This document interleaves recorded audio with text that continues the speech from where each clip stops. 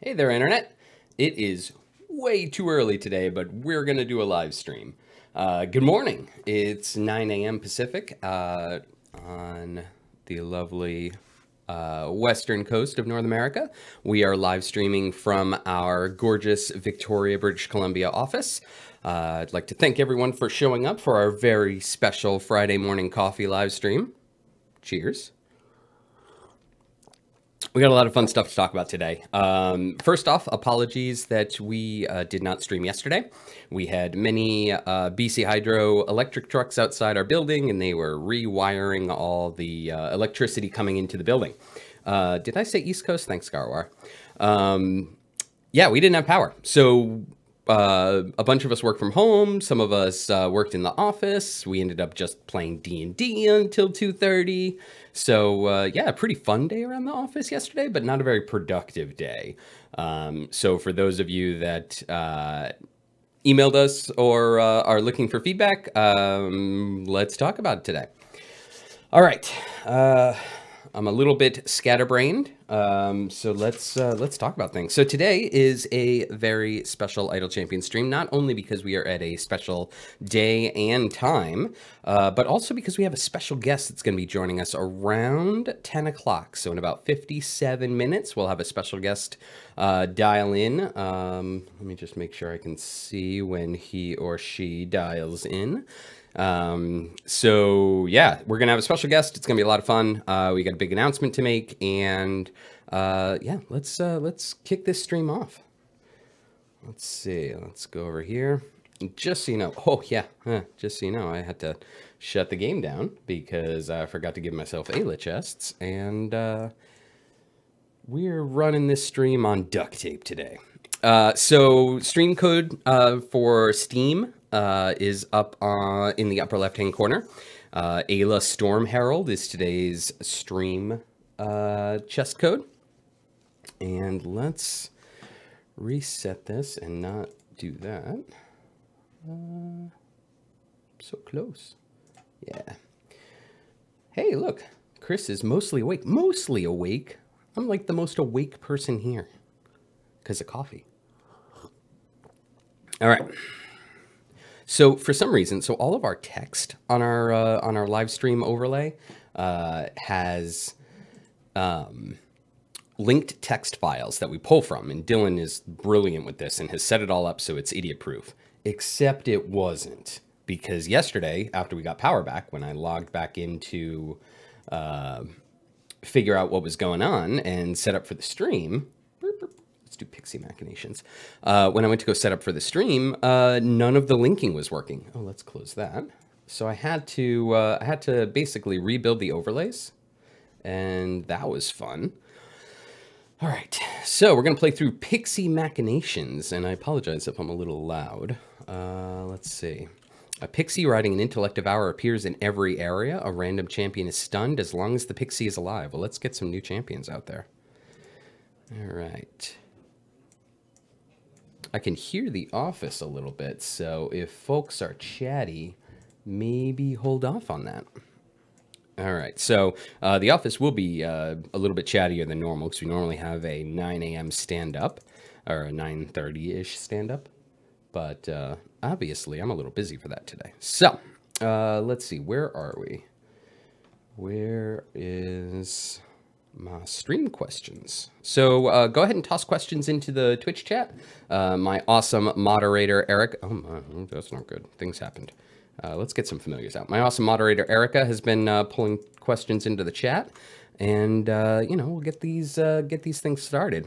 First off, question one, Friday stream. Yeah, what's that all about? We are not changing this because getting to the office for 8 a.m. Is crazy, and starting a stream at 9 a.m. is also crazy. So just call me crazy today. The reason we have the Friday stream today is because we had a power outage yesterday, and we had a really big announcement to make this week. So we wanted to make sure that we made our announcement. So we shifted the day to Friday, which was fortuitous for different reasons. And we're going to have our special guest here at 10 o'clock to help us with that announcement. Okay, let's see. Telstat asks, "Hey Chris, Size Guide reported a problem with Ayla's lightning. Was there a problem, and has it been addressed?" One thing I'd like everyone to keep in mind is yesterday was basically a lost day. We launched the event on Wednesday, and on Wednesday night, the power to the office went down, and so too did our ability to push updates. So we weren't able to address any concerns with Ayla. Yes, we know that there's an achievement issue with her, and I believe there is a potentially a mathematical calculation issue with her electrified enemies. I'm sure the dev team is already looking into it, so hopefully we'll be able to get an update out shortly in regards to that. P. Hobbs asks, "How long have we been working on Ayla?" That's a good question. So we started talking with the High Rollers crew in the middle of last year, because we're big fans of the High Rollers, both of their campaigns, and you know, we had to go through a little bit extra approvals through Wizards because High Rollers is, or at least the Eris campaign, excuse me, is based in a homebrew world built by Mark Humes. So we needed to get extra approval to make sure that we could bring those homebrew characters into the game. And you're going to see a little bit of tweaks to the characters, not so much with Ayla, but more so with Quill and Sentry. Specifically with Quill. Quill is an Aarakocra Bard cleric, and his anatomy doesn't align with 5e Forgotten Realm anatomy. So if you look at the artwork for Quill, which is the character created by Tom Hazel, he has his arm and wing as one appendage. However, in 5e, the Aarakocra have two. The arm is separate from the wing. So we're going to be fixing that anatomy a little bit in order to bring them up to Forgotten Realms canon. And then, of course, we have Sentry, which is the homebrew race, and we're going to do a little bit of tweaking just to make it fit in the Forgotten Realms. No, we don't have a lore reason why these characters are in the Forgotten Realms. I think with the knowledge of the fact that Planescape is a thing and the plane shifting we've been doing, going from Forgotten Realms to Barovia, I think it's pretty obvious that characters can come from different worlds. And the thing is, this game is firmly locked into the Forgotten Realms, so that's where the characters will stay, you know, unless they want to, you know, go to Barovia and face off against a mad vampire. But we're going to try to incorporate characters from different worlds, and we're going to see where that takes us. So give us feedback. What do you like about the characters? What don't you like about the characters? We love lurking in the Discord, discord.gg/idlechampions, and seeing what everyone's talking about. So yeah, I'm going to try to stop saying, let's see. Oh yeah, so how long have we been working on Ayla? We've been working on the graphics for Ayla. We had that done about 2 months ago, and the design work was about a month ago. Tech work was within the last 3 weeks or so. So we have a constant waterfalling schedule where different groups are working on different updates, and that allows us to put out updates every week or every other week. So right now, for example, I'm designing the next Dragon Heist adventure, whereas Art is on the next Grand Tour adventure and the next event. So we've got sort of this process where we're working on 3 to 4 different updates at any given time. Let's see. Is there any chance of there being a Lich Mako skin? I think there definitely could be a Lich Mako skin in the future. Those of you that followed the storyline in Neverwinter, spoilers, there was a Lich storyline with Makos, and I think we could definitely do that as an outfit. We're going to be doing more outfits. We have a lot of fun with the outfits. From what we've heard from the fans, there's a lot of interest in the outfits. So we're going to do more outfits. We're gonna have a lot of cool outfits this summer, and we're gonna find some unique ways to get it out to you. So stay tuned for that. Is Ayla's achievement related to either of her specializations? Let me check. Ayla.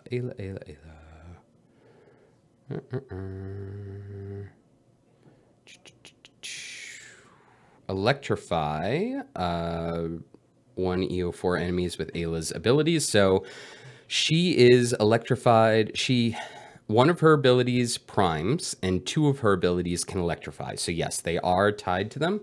Whether they're tied to the specializations, let me check the champion spotlight, because it's way too early to remember that much specifics about the character.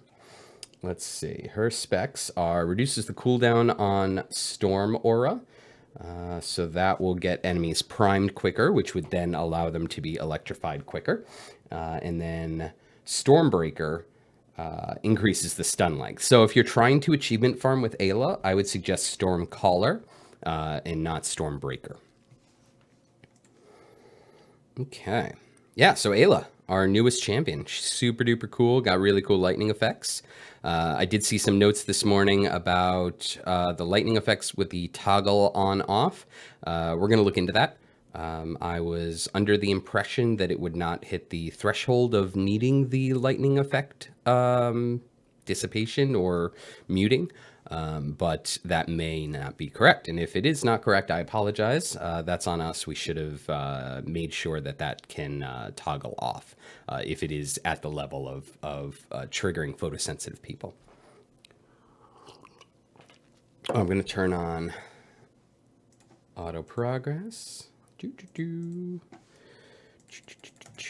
So we're gonna stay with the Steam or the regular Steam interface today. We're not going to play the gamepad UI or the console interface, mostly because I'm not used to it and I keep hitting the wrong buttons. And this is how I play on my computer. And let's see what else we got going here. Let's see. Let's put Jarlaxle. I want to get his ultimate going, but first I need to put him in his birthday suit. All right. Sorry, too many things open today. How's everyone doing? It's Friday morning. It's Pro D Day here at my daughter's school, so she's going to be home all day. So she'll be just a ball of energy when I get home, which will be pretty exciting. Yeah, let me know. Let us know how you're doing in chat. I'm curious how everyone's liking Ayla, how everyone's liking coming back to Greengrass and Narak. I know Narak is still seen as a C-level champion. I apologize we weren't able to do a TLC pass on Greengrass. It has been crazy busy lately. Dylan has basically been out for 2 or 3 weeks if you include PAX East. Justin is out this week, and you know, we have to prioritize the updates. So unfortunately, we couldn't get Narak into a balance pass before this event. We were focused entirely on Ayla. But he will be getting an update, so don't ignore him. He will be getting a balance pass, and it could be the new age of Narak. So while you're grinding for Ayla gear, don't forget to unlock Narak and get a couple of chests for him, because you never know where he's going to land after the balance pass. Question from Ted Faster: why does Crowey's quality of life pillow keep on disappearing? That's because Scott needs a new laptop. Scott and Corey have done some really innovative work with Adobe and using their webcam to animate the puppets. In fact, we got an image from one of our friends that showed that there was an Adobe presentation in LA last week where Binwin Plays was actually highlighted as a great use of Adobe's animation features. So that was super duper cool to see Scott and Corey get the props that they deserve for all the work that they put into that. But Scott and Corey are actually in 2 different locations. So Corey or Crowey is streaming into Scott's PC, and then Scott is animating Binwin on top of that and then streaming out. And I think it's just time for Scott to get a new laptop. So that's why the pillow keeps disappearing, I think, unless it's a joke. It might be a joke. What is the next event? We just started Greengrass. We're not ready to talk about the next event yet. No, the next event is the running. It'll start on May 1st, and we have not announced the champion for that yet. On a scale of 1 to Dritz, how excited am I for the descent? I am super duper excited. The team there at Wizards of the Coast really knocked the Stream of Many Eyes out of the park. And like with most things, it is just this unwieldy beast that is taking, you know, every waking moment of attention from everyone. And you think it's just gonna there's just too many moving parts, but they always land that plane. They do a great job. I think they've got a lot of great streaming partners there. There's going to be a great opportunity for people in LA to actually experience the event. So if tickets are still available, consider checking those out. But I am super duper excited for the Descent. I'm excited for the announcement. I'm excited for Ghost of Saltmarsh coming out, which will be right after that. And yeah, I can't wait to see how it comes out. We're gonna be there. Idle Champions will be there. Believe it's gonna be Dylan and Eric and potentially one of our artists. But we'll be there. Some of our partners will be there. We're gonna be doing all sorts of fun stuff there. But you know, the game moves on. The game continues. So we're gonna continue doing updates throughout the Descent, and hopefully we'll have some fun special treats for you guys. DX Charger says outfits have been a lot of fun so far. Looking forward to new ones. Me too. We got a couple of good ones coming up. We're basically creating a backlog of outfits, and we're gonna roll more of them out in a more frequent manner. So there's going to be lots of opportunities to bling out your champions and make your formation your own. You know, if you really like Balloon Sword Jarlaxle, knock yourself out. I actually switched back to regular Celeste recently. I'd had her as Undead Celeste since the Founders Pack came out, and I was like, oh, she looks like a new champion now. Smite Sila says, do we have more detailed character portraits? The character portraits that we have that are more detailed are the ones for the console and gamepad UIs. And those are the painted portraits that are done by Adam and Alexis, and they are gorgeous. And those are the portraits that we have. We haven't integrated them into the main Steam UI yet, but that is a project that I'd like to get done sometime this summer. Telstat says, Ayla's tune has raised the bar for cuteness. Will Legacy Champion jealousy lead to new art? I feel like whenever Alexis draws a champion, it raises the bar for cuteness. She did Ishii, she did Evelyn. Alexis is an amazing artist, and all of the adorableness of the champion is because of her great skill. I don't think that we're going to be updating past champions with a cuter look, but you know, the look is constantly evolving, and new outfits gives us the opportunity to revamp champions if we want to take that route. Ayla is really cool. I'm just worried about being able to get enough gear to make her viable against the Evergreens. Thanks for the note, Thantrax. I know there's a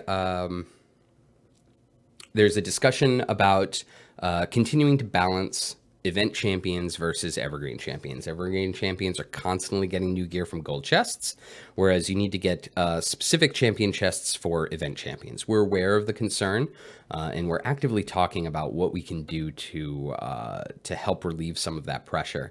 I don't have anything to announce at this point, but the only thing I would suggest for folks that want to keep their event champions geared up, continue doing time gates. So every 4 or 5 days, you should get a time gate piece from a chest. And right now it's 15 days till the next time gate. And when you open a time gate, it'll be open for 3 days. So consider opening up a time gate. And I know that you might not want to do it during the event, but as soon as the event's over on Monday, you can hit a time gate on Tuesday. It'll close on Tuesday, Wednesday, Thursday. It'll close on Thursday. And then you can get into a naturally open time gate on Friday when the new time gates open up. So right now, time gates and grinding in the event are the way to gear up Ayla. Who has the highest potential for bonus gold, Jarlaxle or Paulton? I don't know. I haven't crunched the numbers more than just the balance pass that we did on Jarlaxle after the fix. I haven't tried to min-max them both, so I'm not sure who has the highest potential for bonus gold.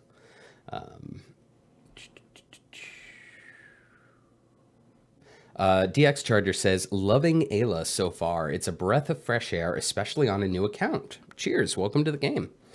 To have a new event tank that doesn't share a slot with an existing tank. Also hammers. Gotta love the hammers. Thanks for the comment, DX Charter. I'm glad you're enjoying Ayla. We are super excited about her. We're psyched that she's a tank. In fact, our initial design didn't have her as a tank, but the recent double, triple DPS with Festival of Fools made us rethink how we're looking at champions. So we specifically targeted Ayla to be a tank, even though I didn't even realize I'm like falling off the screen. You guys got to tell me these things. Yeah, so she wasn't a tank at first, but now she's a tank, and I think she's a pretty good tank. I like her. Let's see. Too many things open at once. The running is Caddy Bree, right? Yes, the running will be Caddy Bree, and you almost got me. Yes, the running is Caddy Bree. So May 1st will be the chance to get Caddy Bree again. Unhealthy Obsession says, how about trade-up contracts for small or medium potions? Trade-up contracts for small or medium potions. We haven't talked about any systems to convert items in your inventory into other items. If we were to introduce a... let me tilt this down a little bit. There we go. If we were to introduce a system like that, I think it would be wider than just a one shot. Sorry. Friday morning, guys. This is what happens. All right. I think I've got everything set up now. Sorry, things are a little scattered here today. We've got about a half hour till our special guest comes.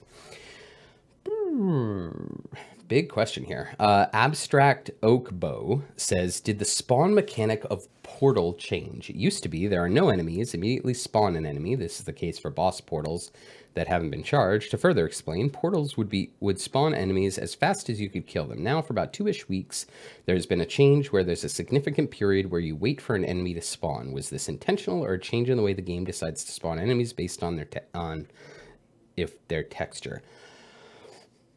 It is not an intentional change as far as I know. And that is also the first I'm hearing of this, about enemies spawning from portals. So if you wouldn't mind, Abstract Oak Bow, can you create a ticket with more specific info, especially if you're seeing it on Mad Wizard or if you're seeing it on a different event? Ooh, I've got the game minimized, so it looks weird. Hang on. There we go. It's kind of weird. I have to have the restream up so I can make sure I'm not, falling off the screen. I have to have the game up, otherwise it goes slow, and then I have to have the questions and the chat going. So it's kind of difficult to shuffle. I think I want like 4 monitors. Dylan, when you get back, we could get more monitors. Obo Crazy asks, you mean you have a whole back closet of outfits? Yeah, you don't? I mean, come on. You got to be ready, just in case. What is Idle Champions? It looks like an advanced version of Cookie Clicker with D&D skins and famous characters. Zenji Neko, that is a decent explanation. So Cookie Clicker is what's called an idle game, and Idle Champions is in the idle genre. We like to talk about it as a strategy management game because I think it has a lot more depth than normal idle games. So it's not just about clicking buttons and watching numbers go up. The location of the champions, who you pick, where you put them, what specializations you choose, all inform how far you can push. So that's why we like to think of it more as a strategy management game. But yes, it is an idle game like Cookie Clicker. And I wouldn't go so far as to say it's in Cookie Clicker with a D&D skin. I mean, this is a game system that the crew here at Codename had worked on for quite some time before it released, and has only grown since, and it will continue to grow. We are very happy with the state of the game right now, and we're going to continue to add new systems and new exciting stuff. Ooh, Shieldmaster or Battlemaster. Okay, so here we go. New Bruenor stuff. So Shieldmaster gives you a higher boost for rally, but only if you're within 2 of your tank. So because I'm going to make my DPS line the back line here, I'm going to choose Battlemaster. Salter00 asks, how can I better identify a tank character? That's a great question and something that we need to address for sure. Tank characters are best identified by looking at their health totals. However, we need to do better about showing the roles for the characters here. I think we can definitely add a section, just like we did for affiliation, for role, so you can get a better idea, especially for newer players, to figure out, excuse me, where you should put each character. Trust me, you should not put Jarlaxle in front of the formation, no matter how many cannonballs he has.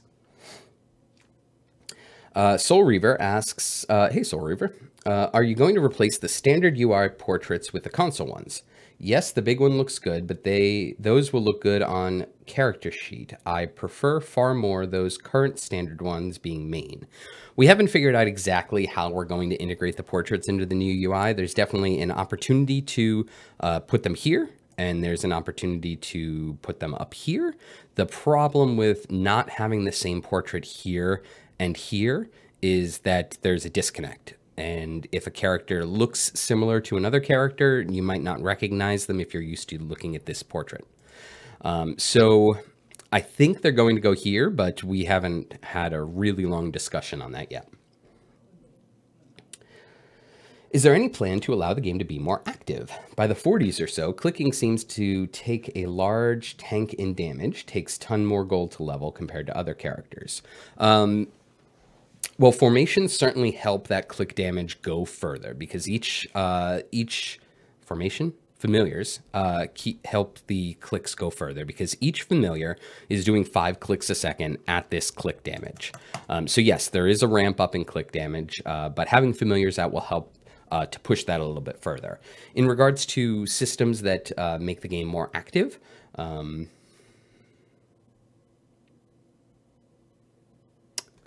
I don't have anything to announce on that front, mostly because they're way too far off, and I can't think of anything specific that I can tease at the moment. But know that we are constantly looking to evolve the game, to make the game better, to look at user feedback, and just make Idle Champions the go-to D&D digital experience. I love that it is just a small, digestible adventure that I can hit whenever I have time, and I can let it go off and do its own thing and jump back and level up my champions. It's great for me, and it's and for the players playing, I'm glad you're enjoying it.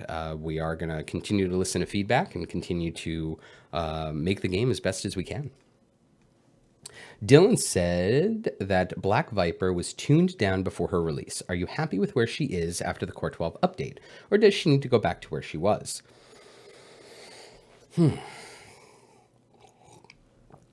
At the moment, I'm happy about where she is. That's not to say that any champions couldn't use a little bit of a balance tweak. I think we always shoot for a target with the champion. We're always a little bit above or a little bit below. Our goal is to stay within a standard deviation that feels right.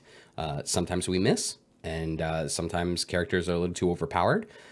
We err on the side of not overpowering them at launch because we don't like to nerf back. We'd rather boost up.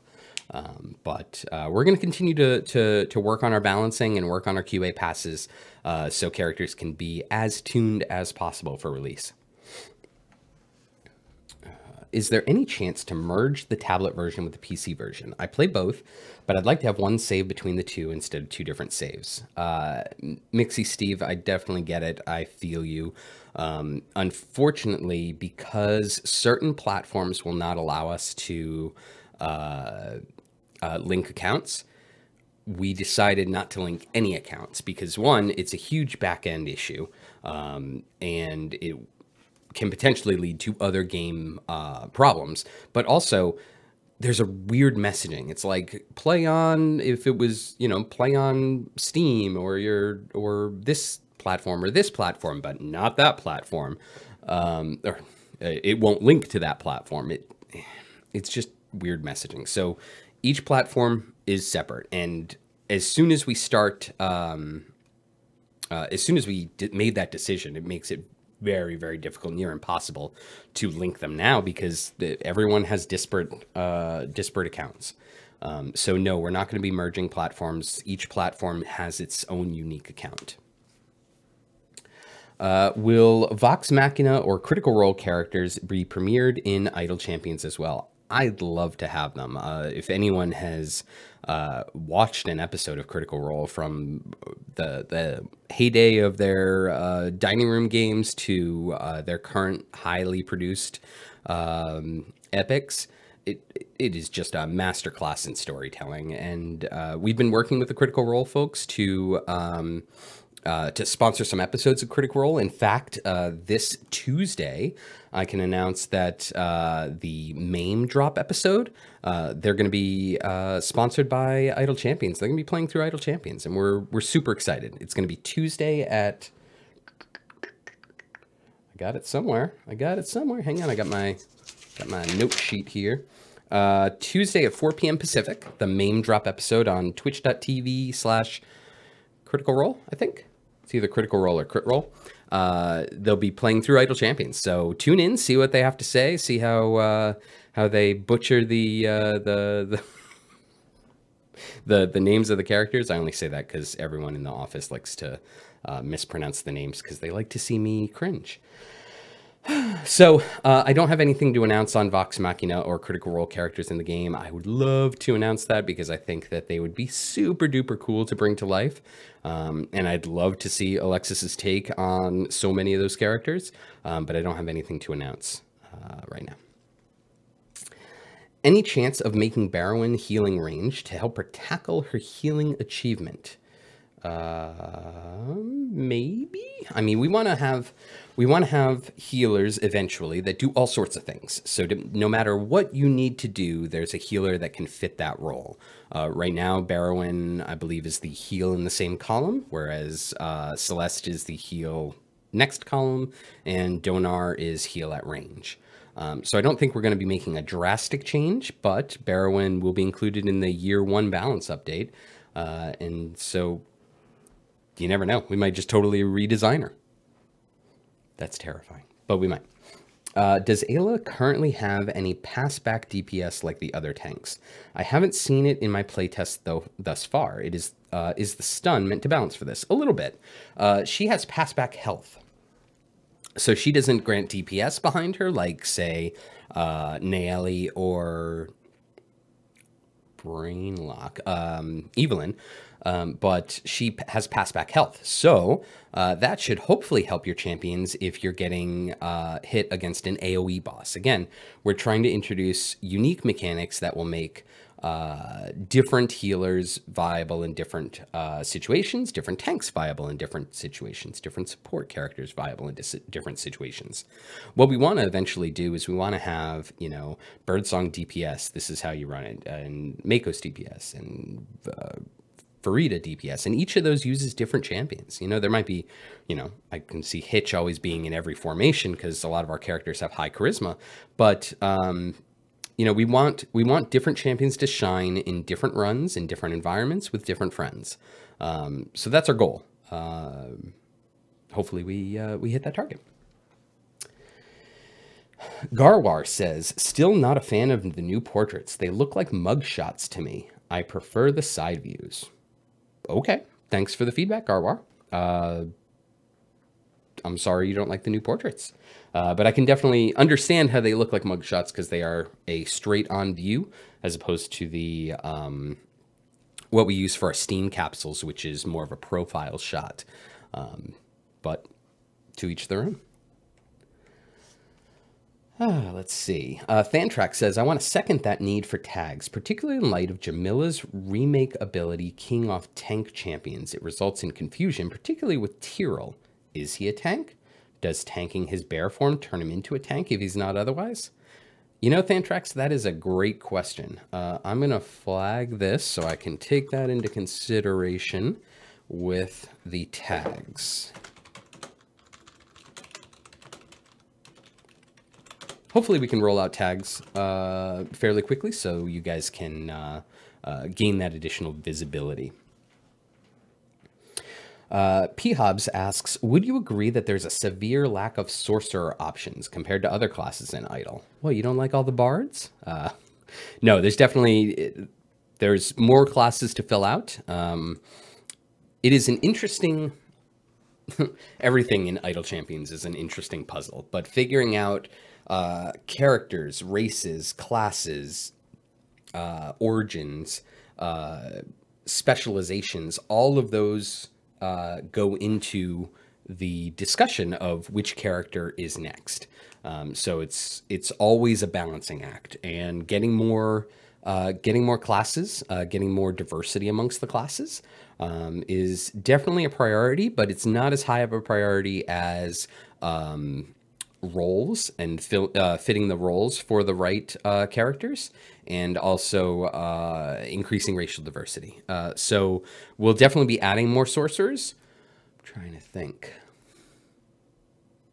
I don't think there's any immediately on the horizon, but you know, there will definitely be more sorcerers.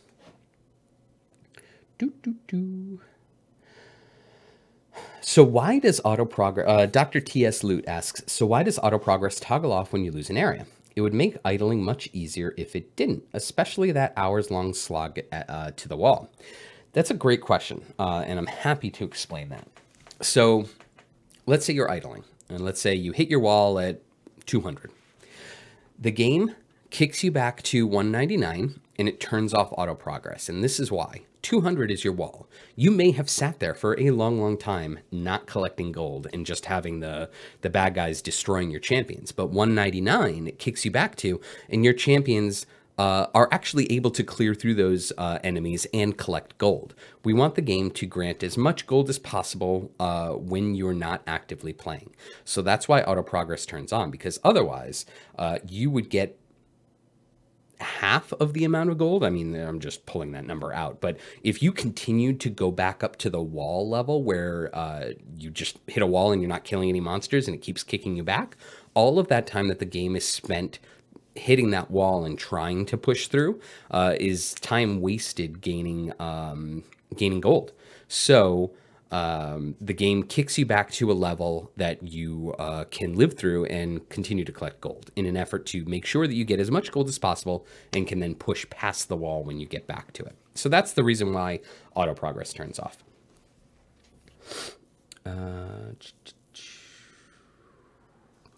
Do we plan to change that coming soon message in Blessings menu to something else? It's really misleading, as you just need to earn some favor to see it, but coming soon makes it seem like it's coming in the next update. That is a great point, Bambucha666. Thank you for bringing that up. Yes, I will definitely flag that for Peter to look at, so we can make that easier for newer players to understand.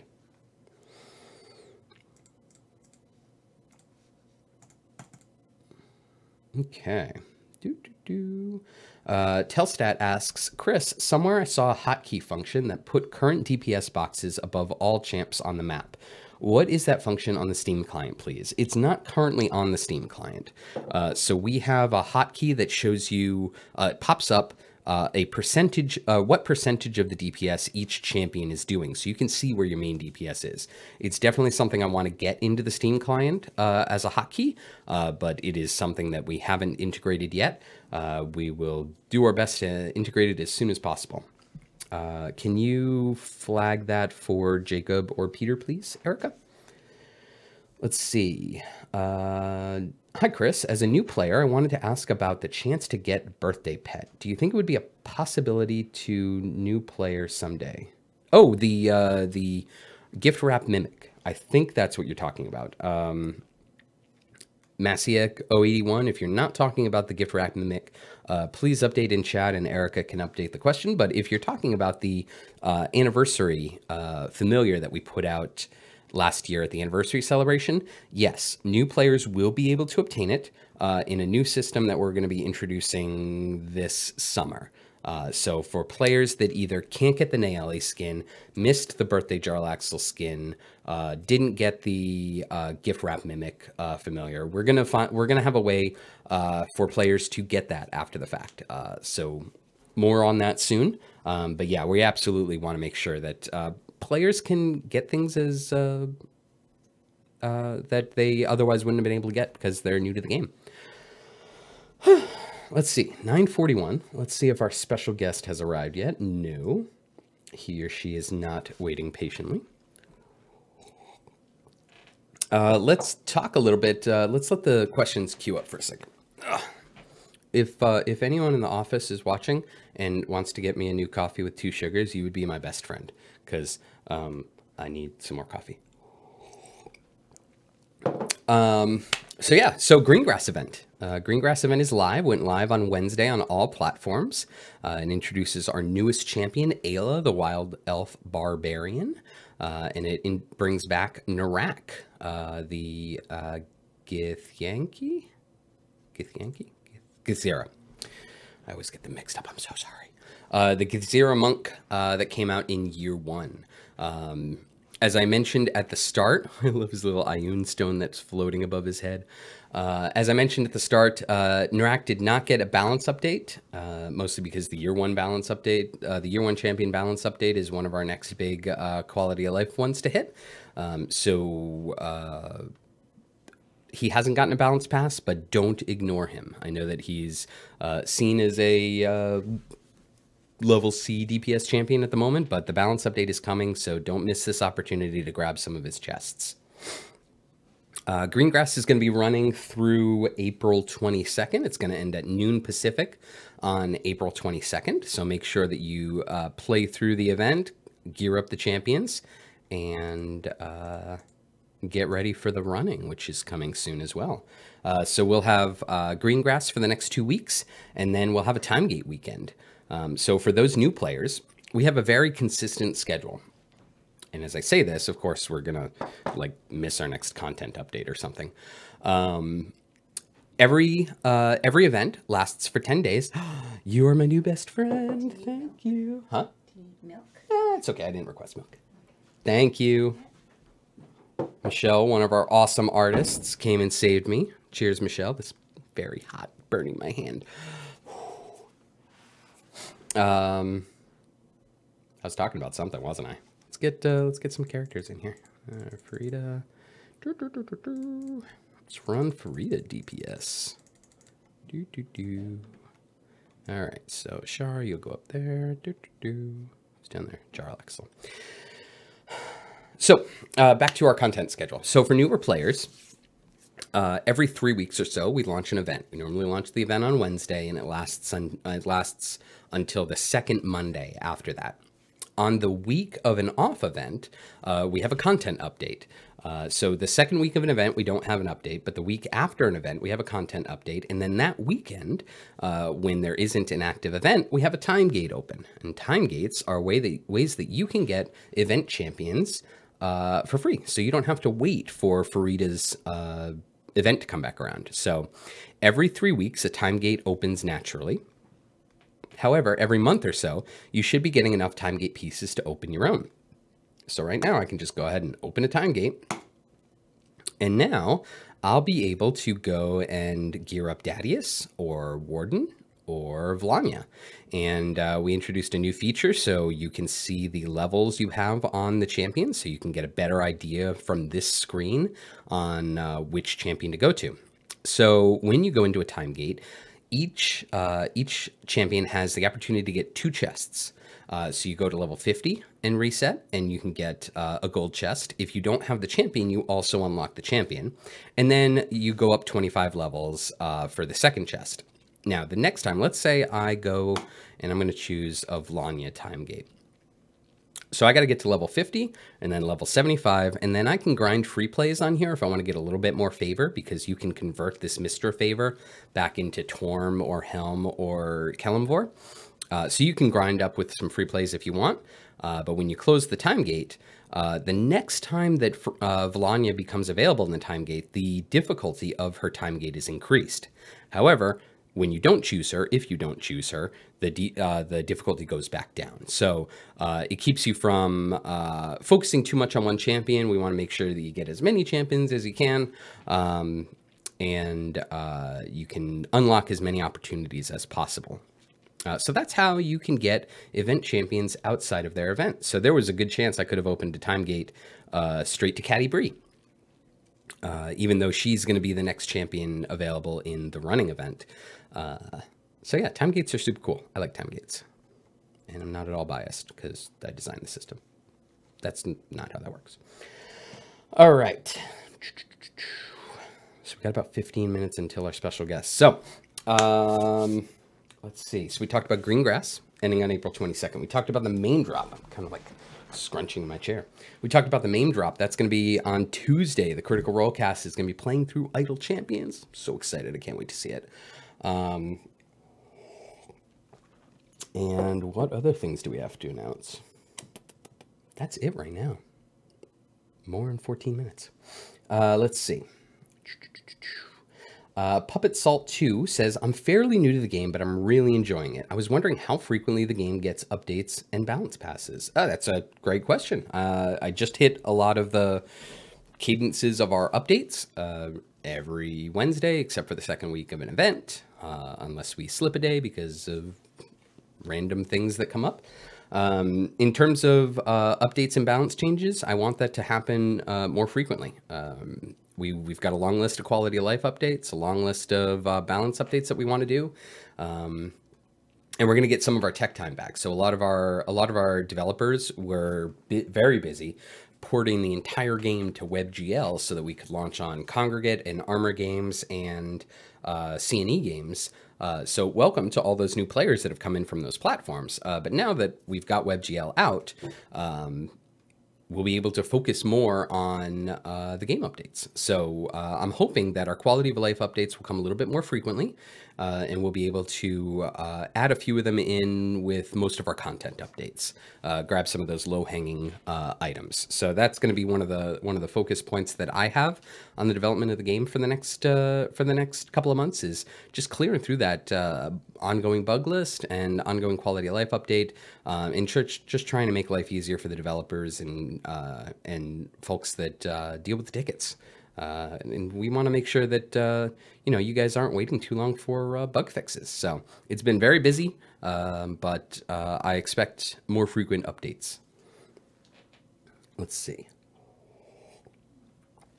Is there a difference in gold earning between letting the game run while AFK versus being off? I believe they are very, very close now. But I don't know if they are at exact parity. That's more of a question for Mark. Erica, if you can double check with Mark on that, and then let me know, and then I will be able to answer the question as someone who is more informed. Let's see. All right, so where's Naily? Let's move Naily back to there. Yeah, we're going to tank with Hitch. Oh, no, wait, no, we're not, because we're going to get Ayla soon. Ooh. She needs some gear. Let's get some Ayla chests. Ayla chests. Oh, should I open it individually or use the new multi-chest opening feature? I'm going to do one individually, and then I'm going to do the multi-chest opening feature. So my first Ayla chest.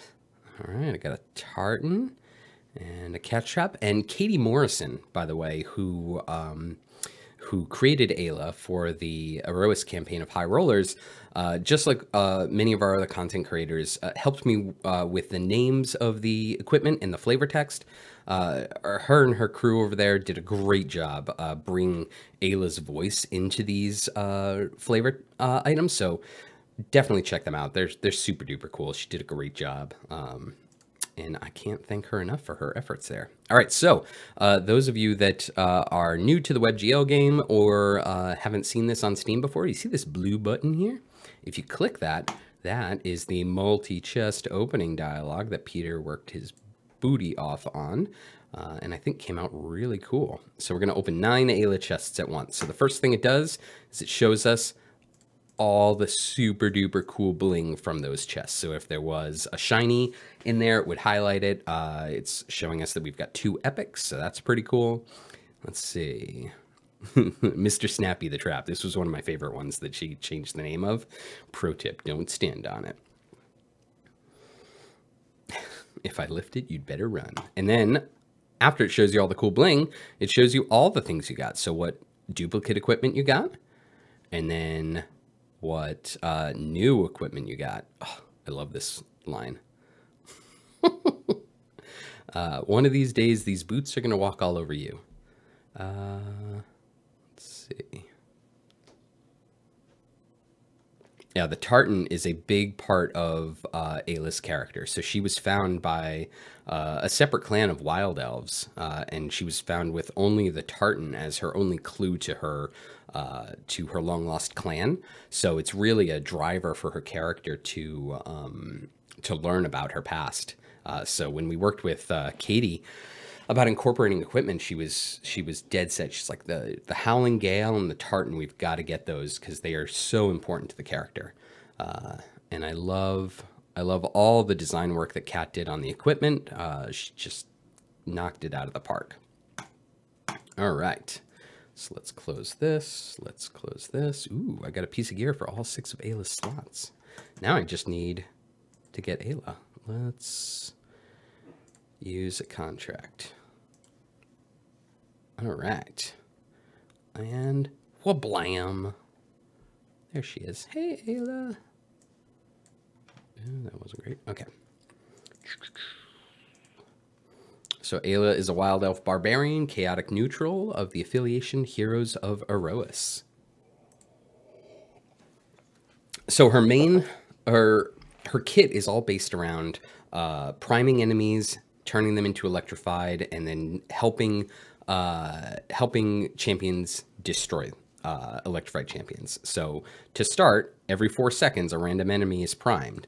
Once they're primed, they can become electrified, and then she has further abilities that increase the damage of all champions based on the number of electrified enemies on the screen. So she's really good laid at her wall. Let's see. Oh, a note on gold earnings between letting the game run while AFK versus being logged off. Comment from one of our developers. We do a lot of work to make sure your gold while offline is accurate, but it's always more profitable to stay online and manage your formation. So we try to get it as close as we can, but it's not exact parity because there's so many different variables that can go into it. Because if it's actively running, you could run by real quick and level up a champion and suddenly increase the gold. They can push a little bit further. So if you log off, they're going to gain gold based on the level they're at. But if you leave the game running, they're going to keep pushing further. So you'll be able to get more gold that way.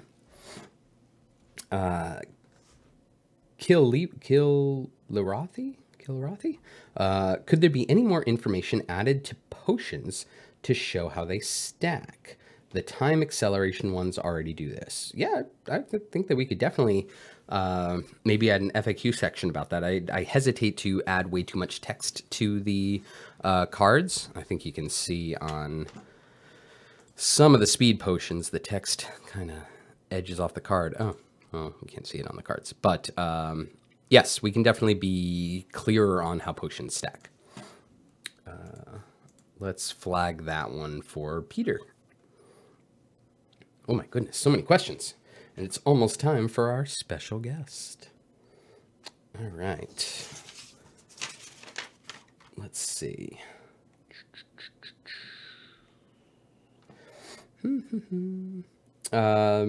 Alfie MS asks, mission system soon? Not immediately soon. Our next big system update is going to come in early May to coincide with a sponsorship we have coming up with another live stream. And so we're going to have another High Rollers-like event coming next month. I've already said too much. Falling down into my seat.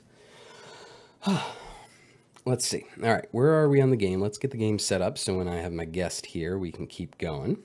Because I want to get that Ayla gold chest. How's my formation? Let's see. Pretty good. I'm going to get Tyrell in there. Probably pull Jarlaxle out. We're good with gold, fine. All right, let me go ahead and send the meeting invite out to my guest again, just to make sure they have the right info. Pardon me for a second.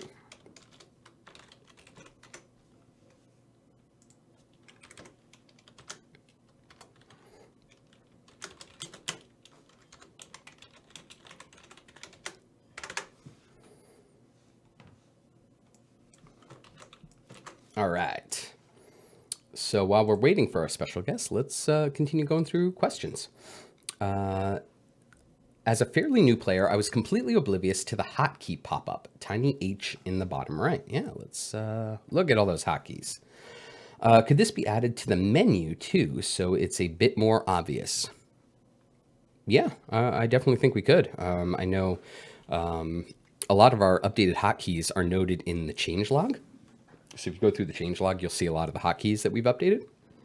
But yeah, making that more apparent for all the players is certainly something that we could do. Excuse me, I'm so sorry. The familiar hotkey is the one that I really like. So if you hold down F, you can choose where your familiars are going to go. Oh, look at Iris. Just floating around doing her Iris things. Would it be possible to have a familiar or another way to have auto progress turn back on automatically if I left it to idle for multiple hours? Also love the idea of role tagging. Would it be possible to tag them with a small icon on the character portrait to see that at a glance? That could definitely be something I could definitely see something down here to highlight the role as I speak out of turn as a non-UI designer. But yeah, we can definitely look into that. In regards to having a familiar pop auto progress back on, we could definitely introduce that. However, as I previously pointed out, and this question may have come before that explanation, it's not the most efficient way to play when you're not actively engaged, because you're going to keep on hitting that wall and potentially just not earn any gold because the familiar just keeps putting auto progress back on, because you're going to be at your wall. It's going to bounce you back. You're going to flick auto progress back on. You're going to immediately jump back to your wall, and it just would not be very good for gold. That said, we are looking to update the familiars, bring out some new familiar options later this year. So we'll definitely be looking at all the different permutations of familiar uses that we could introduce. Silisa asks, does CNE notice any lag/delay with lots of enemies and using Ayla? To me, it's like watching fire elementals all over again. We have seen that. Thank you to those that put in a ticket about that. Our devs are already on it, and hopefully we'll have that cleared up soon. Hellish Dream asks, speaking about missed content updates, any word on Stone Marrow? I've been waiting desperately on another wizard character. I don't have anything to update on Alcoria Stone Marrow, aka the Gargoyle, aka the owner of the tavern that we now live in Dragon Heist, in the Dragon Heist campaign.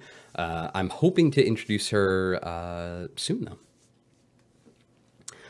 Could we get a visual indicator for Ishii's stacks? Maybe. Yeah, we Jarlaxle's Cannonball ultimate. It's so good. Let's see. In fact, it's been a while since I played Ishii.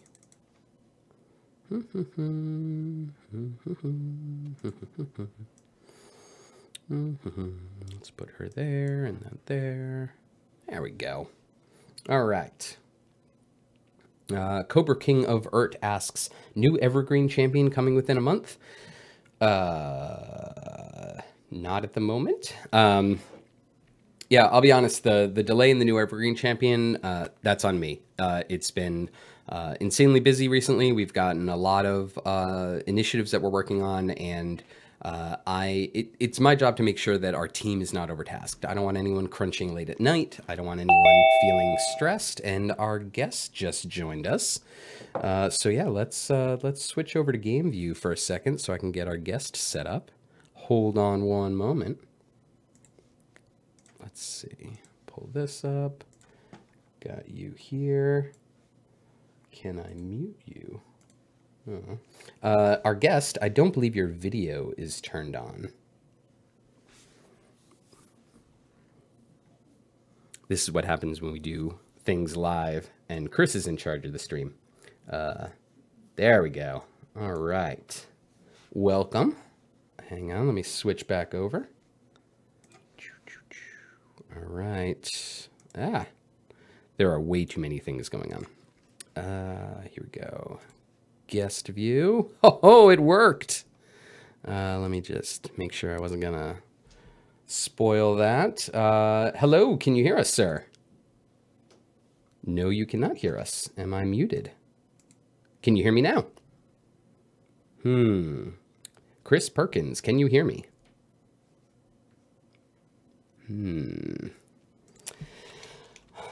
I don't think you can hear me. Is your audio on? All right. So, as all of you can see, our special guest is none other than Chris Perkins from the Wizards of the Coast D&D team. Let me... I'm trying to figure out why he can't hear me. He's got a cord. Can you hear me? Can you hear me? No? We've got puppies. I repeat, we've got puppies. I think your audio is not working. The sound on. I had this working out a lot better in my head. So this is Chris Perkins, writer of so many different D&D books and modules, and current DM to the Dice Camera Action Waffle Crew. We've been trying to get Chris on our stream for quite some time. We are a huge fan of his work, and I'm super excited that he's joining us today. I just don't know why the audio's not working. So let me try to set up the call again. Can you hear me now? Can you hear me now? Let's see. How about that? You can hear me now? I cannot hear you, though. All right. Let's see. That might be my fault, though, because as many of you know, I am not the normal live stream person here. That would be Dylan. Oop, okay, we got a mute audio, unmute audio. Try now, Chris. Hello? Oh, there we go. All Hey. right. That only took like 5 minutes. Oops. Welcome, sir. Thank you. Thank you so much for joining us. For the newer players to our game and those that may not know you, would you mind introducing you and your friend? My friend here is Milo. He is my dog. I am Chris Perkins. I work at Wizards of the Coast on Dungeons and Dragons stuff.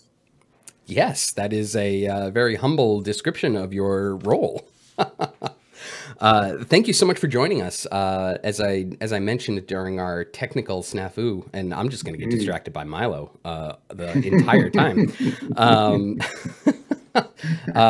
Sorry, I'm shooting this from home, so I have to apologize because the dog, it won't leave me alone, and I've got some house cleaning going on, so you might hear the occasional what sounds like thunder above my head. I don't know who you have as a house cleaner, but that sounds awesome. Yeah. Yeah. No worries. We've been wanting to have you on the stream for so long, so we really appreciate you coming to join us for this quick visit. My pleasure. So I wanted to talk a little bit about a really cool moment that you had on Critical Role a couple of months ago, where you showed up. Critical Role? What's that? Critical Role? I don't know. Can you tell us about your little cameo and your character that you created? Yeah, so I went down, excuse me, Milo. I went down to LA to shoot an interview with Brian Foster at Critical Role. And after doing so, I was just hanging out at the Critical Role offices when everybody was starting to gather for the game. And Matthew Mercer saw me and said, "Hey, since you're here, would you like to play an NPC?" And I said, "Sure, whatever you want." And so he handed me a stat block for the Kobold Inventor, which is this ridiculous stat block. It's a full page for this CR 1/4 monster. And all it is a bunch of crazy contraptions that this kobold has made. And so I looked at it and said, oh yeah, I can do this. All I need to know is what kobolds in your world sound like, and I'd be happy to play this character. And so he said, just do whatever kobold voice you want. So I just sat and watched the show until the opportunity came when Matt introduced my character. Then I went out and made a fool of myself.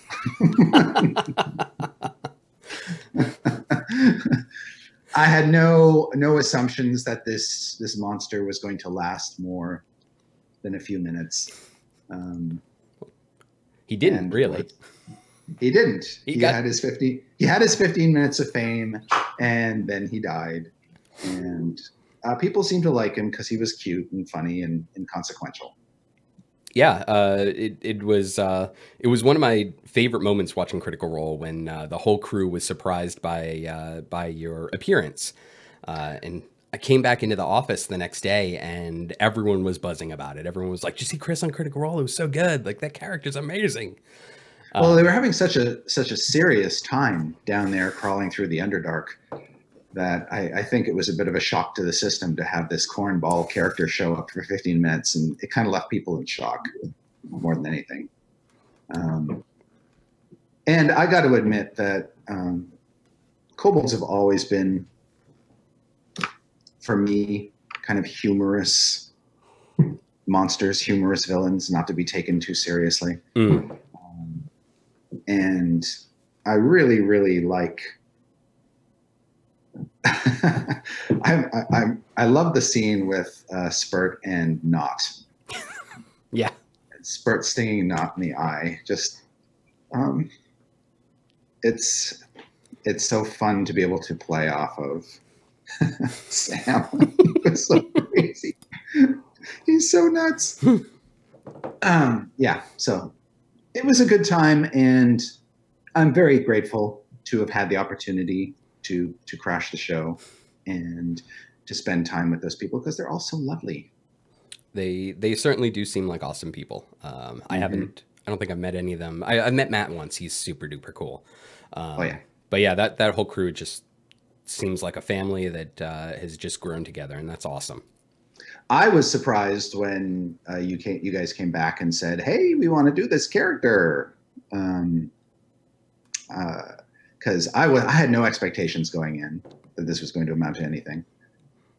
Yeah, well, that morning, I knew we needed Spurt in the game, so I worked with you and with the folks at Wizards to get the GIF approved within the next week or so, and we got that GIF out of Spurt going splat. And then we also, you helped us with our April Fool's joke. We posted a champion spotlight with Spurt on April Fool's. And those that don't know, I sent a much longer version to Chris, and he edited it down and added a lot of Spurt's voice, which was just brilliant. So thank you so much for that. Yeah, no worries. And it's just cool to see something that was kind of brought to life spontaneously in the moment now kind of take on a life of its own, and to see different renditions of it, of this character in fan art and things is so awesome. And the animation is just on point, and it's delightful, and he's a perfect character for a game like this because he's so kind of silly. Goofball. Yeah. So for those that haven't figured out, Chris is here to officially announce that Spurt will actually be joining the game, right? Yeah! With all his fun toys and little friends like Stingy the Scorpion and Pepe the Skunk. We've been working behind the scenes with Chris on the equipment, on the character, and it has just been so much fun. Yeah. I have to apologize for the names of Stingy and Pepe. They were sort of spontaneously created in the moment. If I actually had time to think about good names for them, I probably would have. Well, I mean, we can. No, we can't rename those. No, they're perfect. It's done. So I don't want to take up too much of your time. I know that Milo is pulling your attention, and you are working from home today. But When Spurt comes out, can we have you back to talk? Absolutely. All right, that'd be really great. Spurt's gonna be live in the game on May 1st, and we'll have you back for our regular live stream right after that. So exciting! Thank you. Hey, no problem. Thanks for joining us and helping us announce that Spurt is coming back. He's a sweet boy. People will like playing him. He should only be available for 11 days, though. Well, you know, it's funny. We were looking at the design, and we were trying to figure out how we could make that 11-day joke, or the fact that he just died so epically, resonate so well. And the spoiler I can say about Spurt's design is, you want him dead, you want him to die, because that is how he works best. Yes, yes. There's a little Spurt on all of us. And with that, I'll let you go. Thank you so much, Chris. We'll talk to you soon. All right. Take care. Thanks. So that's that. Spurt has been a personal mission of mine here at Codename for the past couple of months. We've been working behind the scenes to make Spurt a reality. And for those that have been following along with the joke, thanks for playing along. It's we're super excited to have Spurt. I'm super excited to work with Chris again. I'm messing things up. Hang on. All right. That's what I get for trying to play the game on the restream video and not on the game. So yeah, Spurt is coming to the game. It is 11 days past our April Fool's announcement. And now that boy is 11 days old, it's time to bring him into Idle Champions. So he will be the second champion in the running event in May. So it'll be Caddybury and Spurt coming May 1st. But enough about that. Let's talk about the current champion. Let's get back to Q&A. I think we got a lot of questions now. Let's see. DX Charger says, wouldn't mind a small visual indicator for things like Paulton's edgy or Makos's draw power either. Yeah, that's a really good point. Yeah, for characters that do use edges or would like to second raffle. Ooh, we're doing a second raffle. All right, let me close this out. Excuse me. For characters that do recommend, that do use the edges, we should look into a way to highlight that. So for those that aren't aware, edges are the top of a column, the bottom of the column, the furthest to the right, the front, and the back row.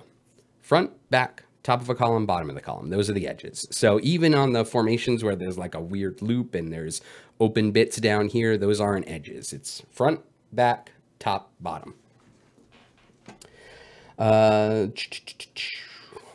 Creepy Monster 83 asks, since time gates take some time to open, do you think you could increase the amount of chests you get, even if they are just normal chests for that champion to help them? Since time gates take some time to open. Tweaking the reward system of time gates is one of the options we have in order to get more event chests into the system. I'm not going to say that's definitely the route we're going to take, but that's one of the routes that we're discussing. Let's see. Let me scroll down for a second.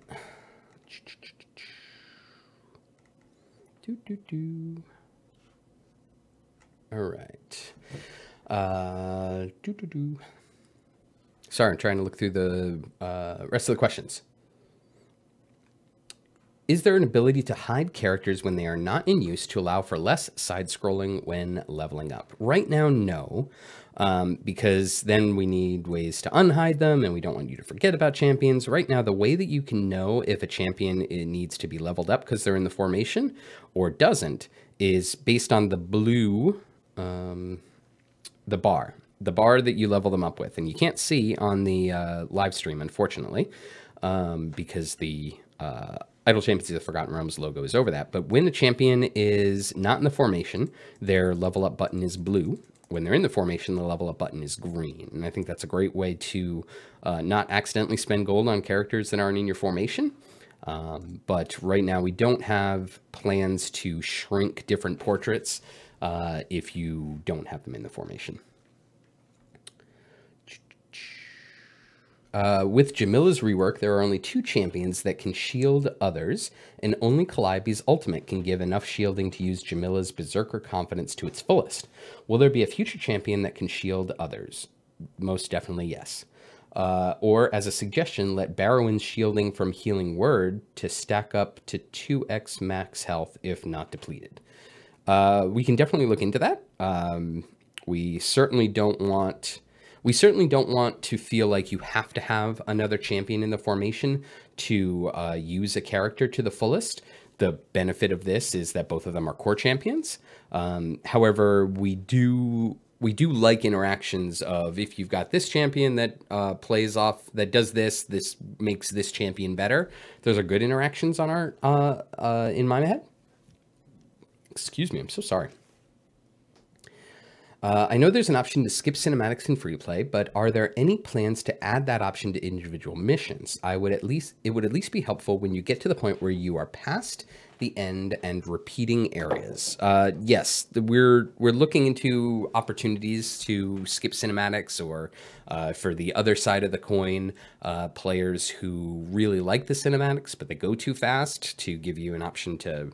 I'd like to give you an option to speed or slow up the cinematics. So we're definitely, that's on our list, but it's a lower priority list at the moment. Firedale 2002 says, Chris, you mentioned earlier how it can be a pain with all the windows. Do you happen to have the option enabled to reduce frame rate when the game isn't in the foreground? You should be able to turn that off and the game will still run normally even when alt-tabbed out. Thanks, Firedale. I'll take that into consideration, although I hesitate to make any changes to this setup while Dylan isn't around. The only problem with minimizing the game is, yes, I see a drop in frame rate, but also I can't interact with the game because I can't click through the XSplit broadcast. So yeah, it's not perfect, but I think our streaming avenues and opportunities have gone a long way in the past year and a half of streaming, mostly due to the diligent work of Dylan and Dave. So shout out to both of them, because we've come a long way.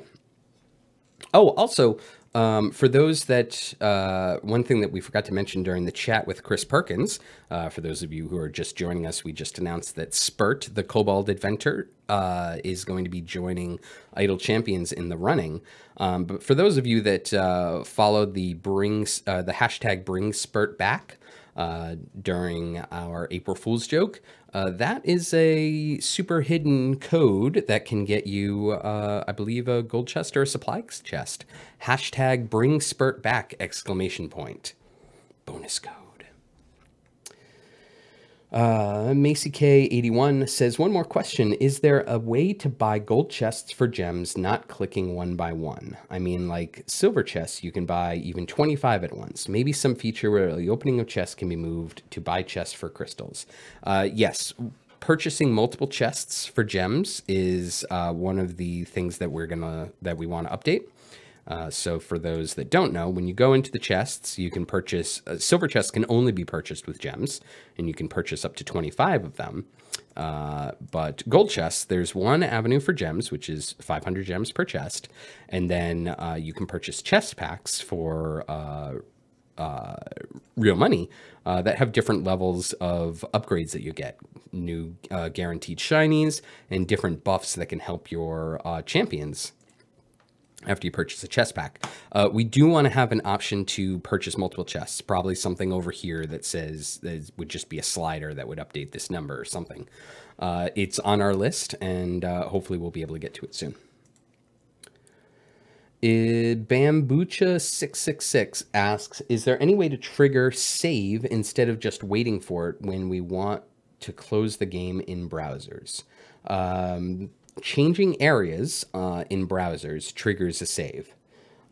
So if you are playing on Congregate, Armor Games, or the C&E Games website, games.codenameentertainment.com, and you want to log off and make sure that you've saved, you can either wait until you advance an area, probably a good idea, or go back an area, and that will automatically save the game for you.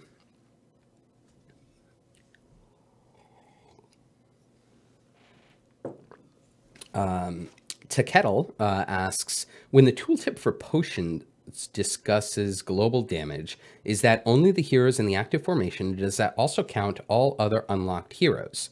So Deacon as well as Brunor and Cathris. Yes, global damage specifically refers to everyone in your formation. But if you were to pop a potion, like let's say, for example, Giant Strength, increases the damage of all champions by 500%, it's not only affecting the champions that are in the formation right now, it's affecting all the champions that will be in your formation for the duration of the bonus. So if I hit this right now, I've got a 500% damage bonus for the formation. And so if I switch out Brunor for Deacon, Deacon has that same bonus as well right now. It's for everyone in your formation for the duration of the buff. Okay, the mom unit asks, good morning, Chris. Will there be a way to clear the formation saves? Also, I'm bugging too again about the coloring book. Is there an update? Thank you for reminding me, because there are so many different pieces moving that I keep forgetting. We were supposed to release the Core 12 coloring book with the Core 12 rebalance last week, and I totally forgot. So there's just one hurdle waiting for me to release that coloring book, and that is getting it on the website, which may or may not require Justin. So yes, the coloring book is coming. Clive, if you're listening, let's try to release that coloring book today. I think that'd be a really cool idea. It's really great. A bunch of our artists worked on taking our in-game models and reducing them to line art. I know that my daughter loves it when I bring the coloring pages home, and they've been really popular at different conventions. And as an added bonus, Kat Crane, one of our awesome artists, took the end campaign screen. Ooh, let me put out some familiars. When you end an adventure, that screen with the champions sitting next to the fire, that is the cover of the coloring book. So we're super excited about it, and hopefully we can release it today or Monday, or if Clive is cringing, whenever he wants to plan it. Let's see. Thorn Xanthos asks, hey, I just jumped in from D&D's Twitter account. Can you give me a 30-second elevator pitch for Idle Champions of the Forgotten Realms? Sure.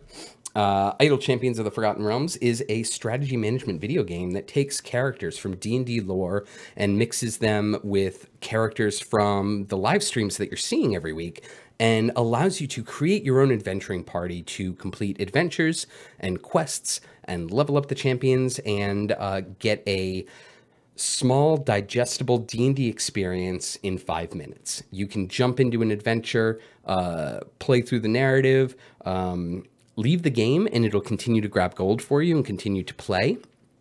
Jump back in, you get instantly a bonus because you've got all this gold that you can use to level up your champions and push further. We've got over 200 different adventures in 3 different campaigns.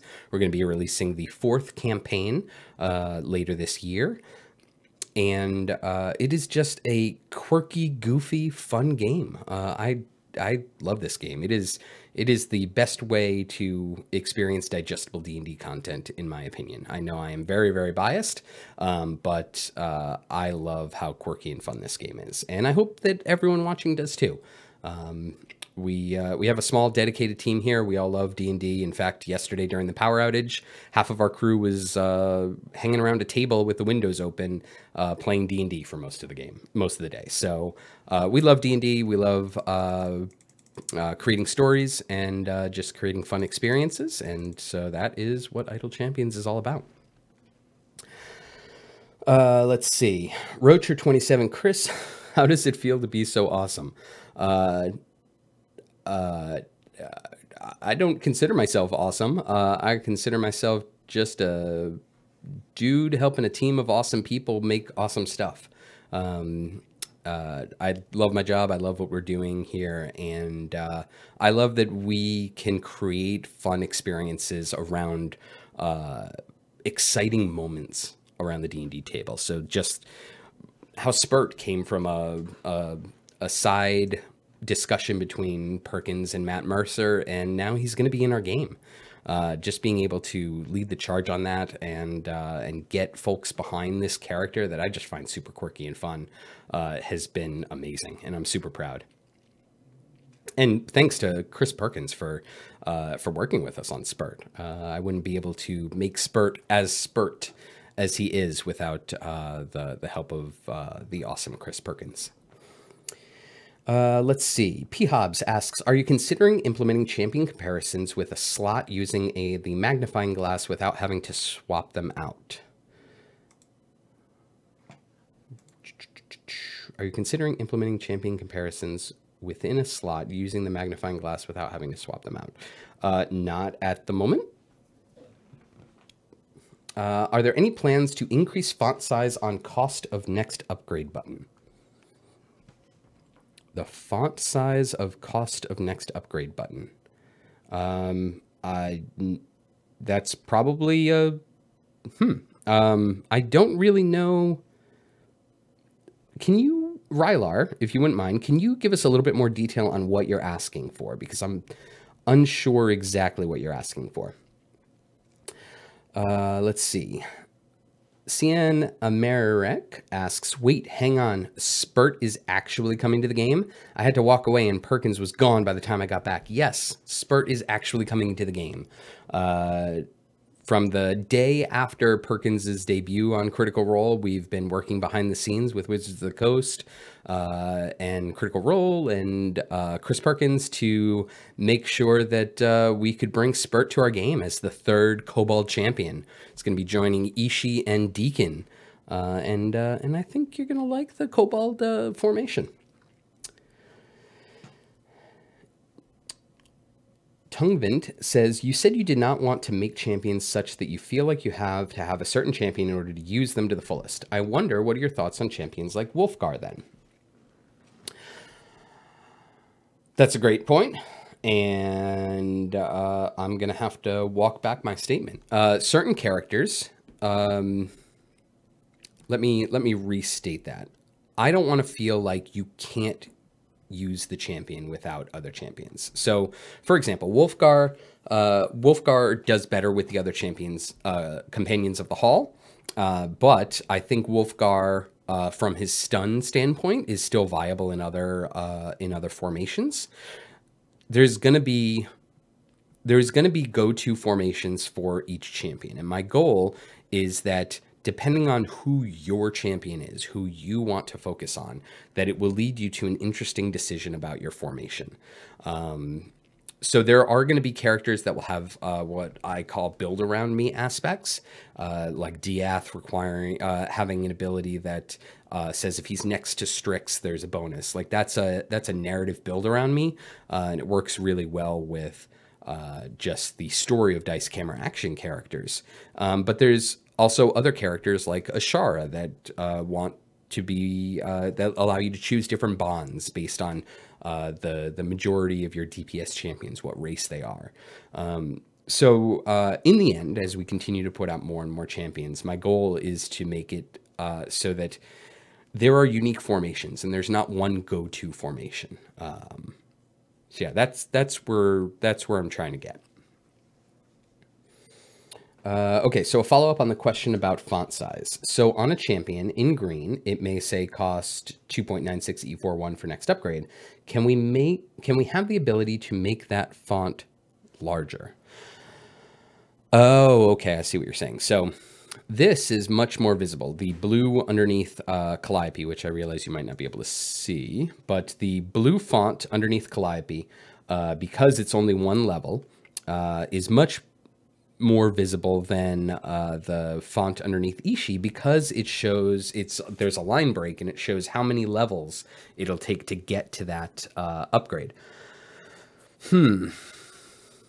That's a good question. In order to make that font larger, we'd either need to cram the level note in there or just remove the level note entirely. So that's definitely something we could talk about, especially for folks that are playing on like an Android device and have a really hard time seeing the text. As a note, for those on Android devices, you see the pop-up whenever you load the game. The game was built for tablets, but we opened it up to smaller size screens.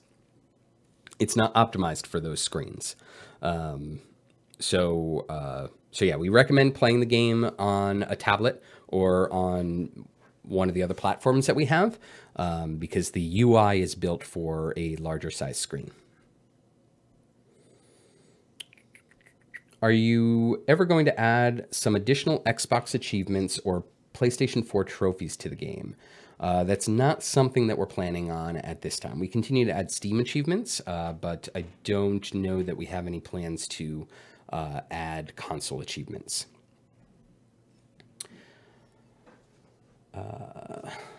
Regulus Impact asks, can we get Midnight as a champion? She was my favorite character from the books next to Elminster.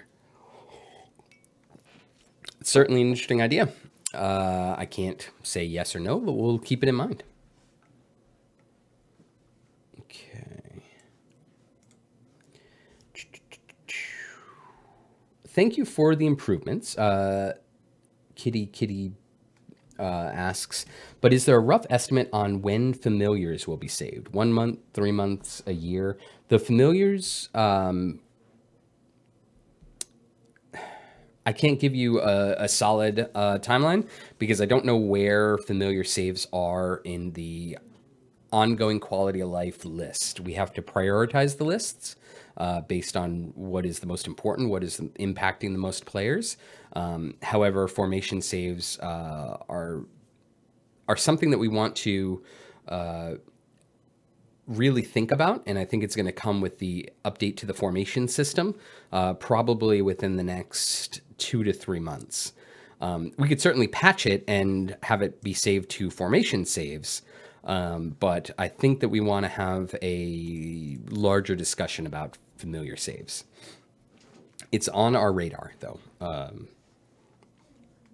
Will there be a way to save formations so we don't have to drag them out one at a time, or at least a button to fill the clicker slots automatically? At the moment, if you're playing on Steam or WebGL, there is. You can hold down F and drop familiars into the different slots that they have. So you just click the button. Oh man, that Chewinga is gonna. Let's get you another ultimate. That Chewinga is going to get really dizzy. All right. Let's see. Tons of questions today. Thank you, everyone, for showing up for the chat today. Let's see. The mom unit asks, thanks for the answer about the coloring book. I love that you can smile even though I've been bugging you a lot. Also, you forgot to answer the question about formation saves. Thank you, the mom unit, for keeping me on task. Yeah, I mean... I gotta smile. We're releasing a coloring book of D&D characters. That's awesome. My daughter loves the coloring pages, and I hope that everyone, adult and youngling alike, will enjoy our Core 12 coloring book that should be releasing today or tomorrow. And the question earlier from the mom unit about formations was a question about deleting formation saves. Will we delete formation saves? I don't think so. With any, I mean, maybe we could add a button to clear all formation saves, but at the moment, I don't see the need for it. And I'm probably missing something. So if you could explain what the driver is for wanting the deletion of formation saves, because right now I've got a formation save at slot 1. I can just overwrite it. I don't have to delete it. So I'm not sure what benefit deleting the formation saves will bring to the players of the game. If you can explain, I'd appreciate it, because I'm obviously not grokking what I'm missing. Let's see. And Erica is informing me, because she is brilliant, that you could just save an empty formation if you want as one way to delete, but that's not as efficient as a delete button would be, obviously. But I'm basically just looking for why, because the why may lead us to a different conclusion. Any plans for a higher soft cap? I keep getting that question. I don't have it in the schedule, but I will look into it because I keep getting that question. So obviously people at the end game are hitting the soft cap quicker than we thought, and perhaps we need to add some levels. Let's see. Will Spurt be able to work with Strix? I want to take advantage of Haunted if I can. We haven't finished the tech for Spurt, mostly because I didn't want those well of spoilers, folks, spoiling my fun. But I believe the current plan is for Spurt to be able to work with Strix. That may or may not work with the tech once we implement it, but that is the intention at this point. Let's see. Can we get an option to increase the font size of the text in the game? So there's a UI scaling option, at least on Steam and I believe on WebGL. The problem with increasing font size just overall is, yeah, I don't know. That's a good question. I'm going to ask Mark about that. I'm going to ask Mark and Peter and David about that. Do Diath's thrown daggers always miss? No, they do not. They do hit most of the time, or they do hit a decent amount of time. I think they're at like a 30% miss rate to start. But then if you choose the specialization that allows him to miss more often, he will miss more often. Does Neris's spirit weapon animation glitch? It says it goes to the highest DPS, yet it shows on her original death throw. We need a little bit more detail, or Erica, I need you to... We need that question again, because I didn't get the full question. But two things come out of this. If anyone sees an animation glitch, rather than asking if that's on purpose or not, if you think that it's a glitch, if you can make a ticket, it'll get to the folks, to the devs that are working on the tickets, and we'll be able to implement the fix faster than the note in the Q&A, which then goes into the log. So if you can create the ticket, not only does that allow us to get to it quicker, it also gives us the detail that we need to potentially see the exception that triggered the issue. So right now, if there's an animation glitch with Neris, I don't know if it was, if there's an exception, it could be tied to a certain champion, so we might not be able to reproduce it. But if we have the details from your account and your play history, we might be able to see what triggered it. So tickets, more tickets, please, because that'll allow us to clear the bugs out quicker and help everyone have a more enjoyable game experience. I don't know if there's a spirit weapon animation glitch because I can't get to her right now. But we flagged it for David, Mark, and Peter to look at. Let's see. Delina's level 250 spell bombardment. Is it additive or multiplicative? It says multiplicative, but seems additive mechanically. Erica, can you ask Mark about that? I don't have Delina up yet. And I can't get her to level 250. So I can't see, and I also can't see the calculations behind the scene. Can we add engineering notation in addition to scientific notation? I don't know. We can certainly look into it. We got about 20 minutes left, and I got a lot of questions. All right, I'm going to try not to lean down. Will people that did not play at certain times be able to acquire golden items from promotions that they missed? For example, I really want to get Arcane Shield. Yes, we will be introducing the system that will bring back GEs from past weekend events. We just don't have it implemented yet. I would expect that system within the next 2 months, hopefully. It's tough to say. Like, I know that a lot of these questions today are, they're on the radar. And I know that's really frustrating to hear. And I want to take a moment to apologize that, you know, all these questions are, yes, it's on the radar. Yes, it's on the radar. We've just released on WebGL. And as I mentioned earlier, for folks that are joining, a lot of our developers were porting the game onto WebGL, which was basically just rewriting the game from scratch. So it was a ton of work.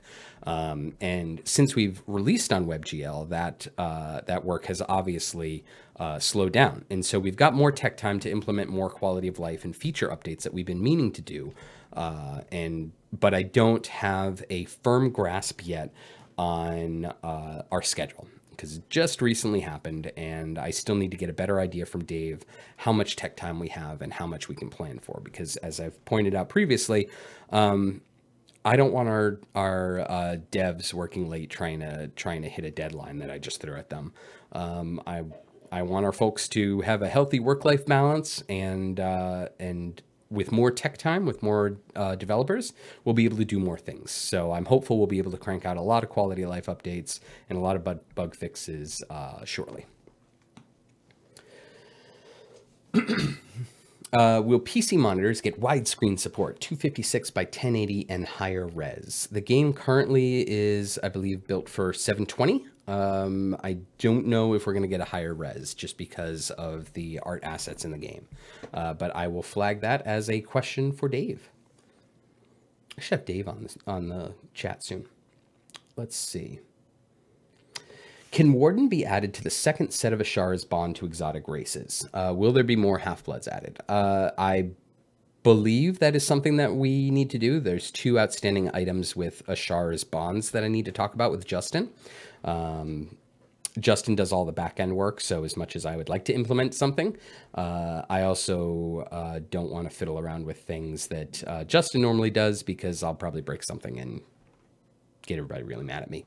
But the 2 outstanding things with Ashar's bonds are to make sure that her second set of bonds line up with the first set of bonds, so they get an equal standing.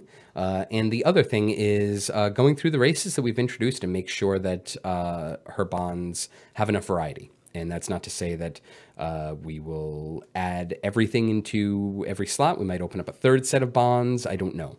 But those are 2 things that Justin and I will be discussing in our production meeting on Tuesday. I think at this point, my list for the production meeting is something like 15 items long. So it's going to be a busy, busy meeting.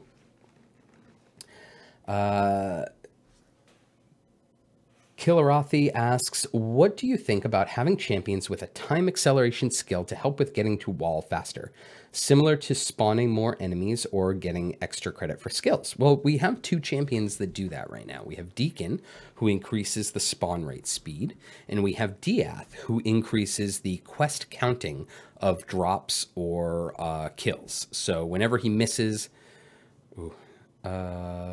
whenever he misses, he flags a character, and then when that character dies, there's a chance that they will either double count for the quest progress or drop double quest items. So we have 2 characters that allow you to speed a little bit quicker.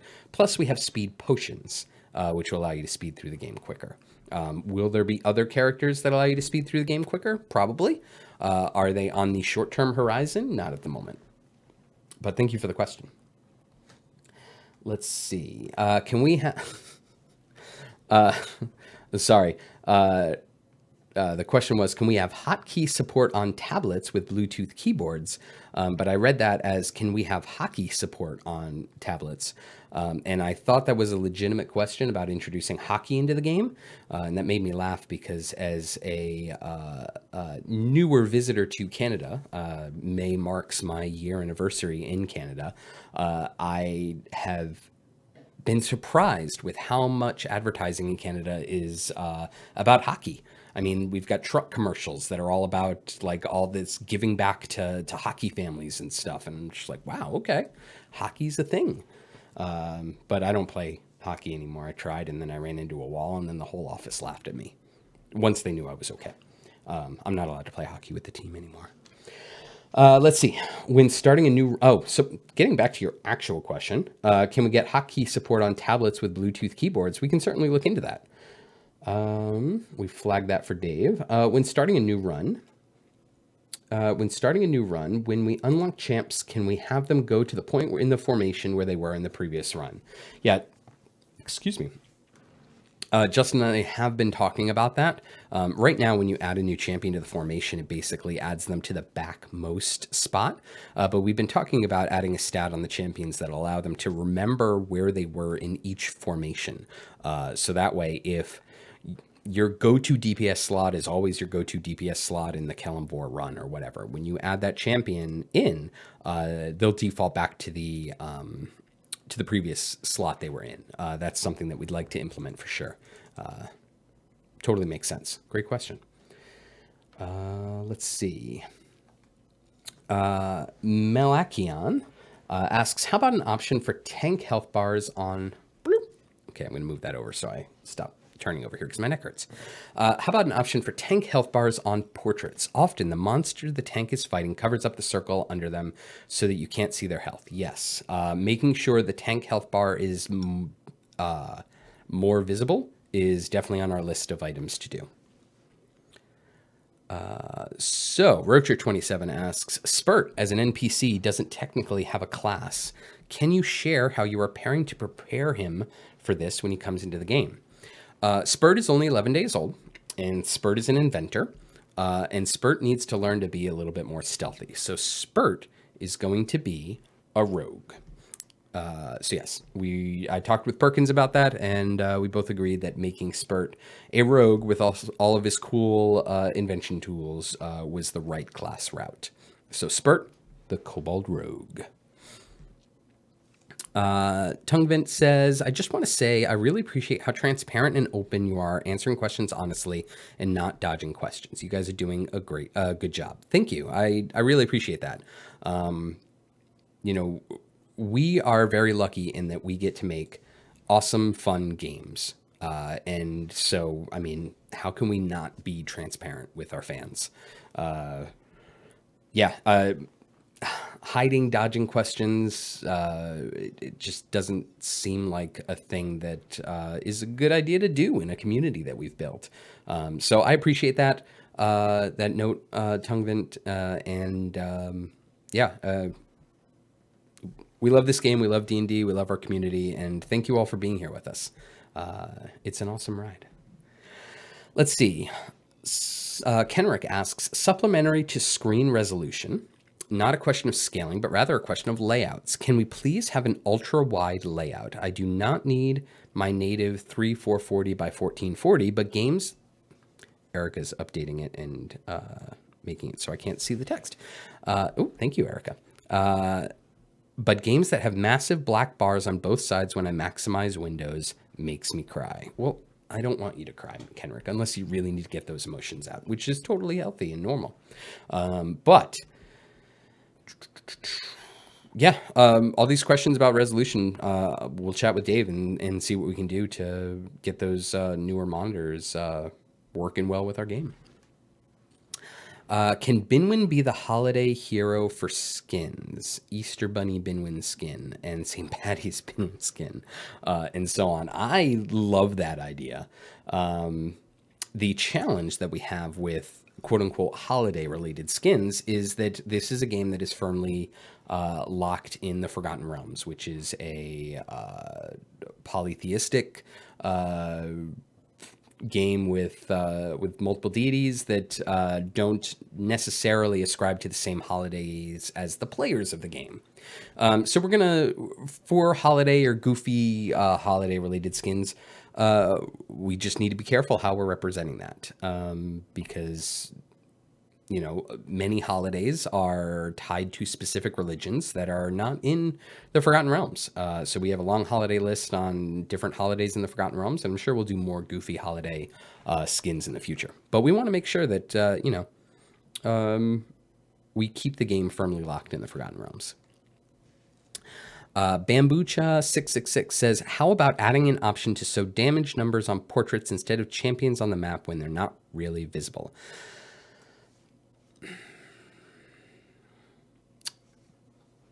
I like having the damage numbers on the champions because when you move them around, you can see it. Your eyes focused on the formation.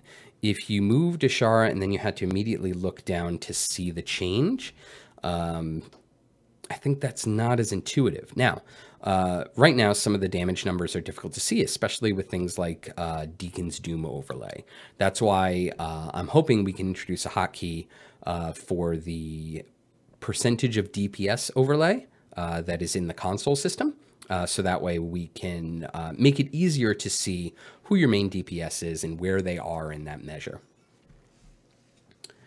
Wow, I've run out of questions. That was 82 questions today. That was a lot of questions. Thanks, everybody. So we're getting to the end of our stream, and I know there is a new show premiering at 11 on the D&D stream, so we're going to sign off a little bit earlier today. But thank you everyone for joining us on this very special Friday morning stream. We will not be doing a Friday morning stream again because, oh my God, it's way too early. But we will be back at our regular time next week, Thursday at 1 o'clock Pacific time. We're going to have Katie Morrison, the creator of Ayla, joining us for a chat, and she is super bubbly and wonderful, and hopefully everyone will enjoy that discussion. To go over some announcements, Spurt is coming to the game. That's right, the April Fool's joke was not a joke. Well, it was a joke, but it was a real joke. Spurt is going to be joining the game on May 1st with the event The Running. He'll be joining with Caddy Bree. We've been working with Perkins and the Wizards of the Coast team to bring Spurt to life, and I'm super excited that so many folks are excited about Spurt joining the game. Let's see. The Green Grass event runs until April 22nd. Don't forget to unlock Ayla and Narak and gear them up. Again, Narak did not get a quality of life pass for a balance update for this event. I apologize. We did not have enough time. But he will be rebalanced for the year 1 rebalancing. And that will make him definitely more viable. So don't ignore him during this event. Or I would suggest don't ignore him on this event. This Tuesday, we've got the Critical Role crew playing through Idle Champions. We're sponsoring an episode of their MAME Drop, which is going to be airing Tuesday at 4 p.m. on, I believe, twitch.tv/Critical Role. And you can log in and help those Critical Role folks maximize their formation. And just so you know, I just wanted to point out, Katie and Tom did a stream yesterday of a playthrough unlocking Ayla, talking about Ayla, and they were just having a great time. And I jumped in, and it was so awesome to see our community teaching and helping them learn the different formation abilities and ways that they can maximize their formation. And I know that there are other communities, other gaming communities, where those kind of comments would be much harsher. And I love our community, and I love that our community comes together and helps folks understand the game in chat on Steam. I'm always seeing folks talking to each other and helping each other. And thanks for being so awesome, everybody. It's super cool to be a part of this community. And we love you all. Let's see. Yeah, stream next Thursday. Main drop on Tuesday at 4 p.m. And Dylan will be back from his Hawaii vacation in a week, in 2 weeks. I don't know. But thank you all for coming. Stick around on the D&D channel. I believe there's a new show airing at 11 o'clock. And we'll see you all next week. Cheers.